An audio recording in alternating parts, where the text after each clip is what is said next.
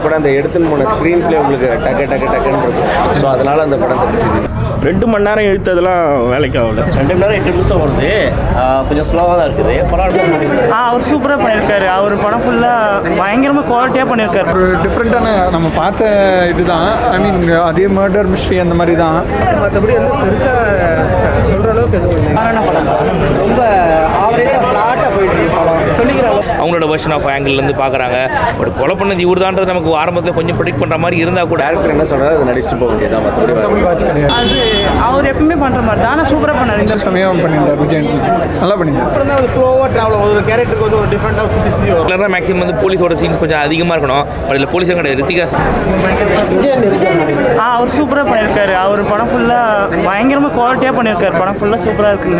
Distance அப்படி பயங்கரமாக லாஸ்ட்டில் ஒரு கிளைமேக்ஸ் பார்க்கும்போது திக்கு இருந்துச்சு. சூப்பராக இருந்தது. லேகிங்கே தெரிஞ்சா ஃபர்ஸ்ட் ஆஃப் லேக் இல்லை, கொஞ்சம் ஸ்லோவாக இருக்கும். ஏன்னா அவங்க எல்லாருமே படம் யார் கொலை பண்ணாங்கன்னு சொல்லிட்டு ஒருத்தர் அவங்க பாயிண்ட் ஆஃப் வியூவில் பார்க்கும்போது கொஞ்சம் ஸ்லோனஸ் இருக்கும். அது இருக்கு. ஆனால் படம் கிளைமேக்ஸ் மியூசிக் பேக்ரவுண்ட் ஸ்கோர் ஐயோ அவர் தான் பயங்கரமாக பேக்ரவுண்ட் ஸ்கோர் சூப்பராக இருந்துச்சு. உண்மையாக நல்லா இருந்துச்சு. அந்த சீனுக்கு தேவையான வெயிட்டேஜாக ஒரு பேக்ரவுண்ட் ஸ்கோர்லேயே அது அவர் எப்பவுமே பண்ணுற மாதிரி தான். ஆனால் சூப்பராக பண்ணார். இந்த வாட்டியும் சூப்பராக பண்ணியிருக்காருங்க. நல்லா இருந்தது படம். நல்லா இருந்தது. இருக்குது பார்த்துறாரு.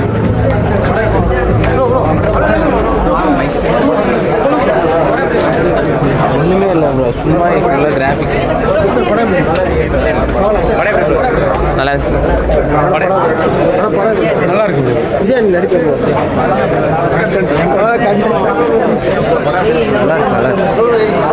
இருக்கு.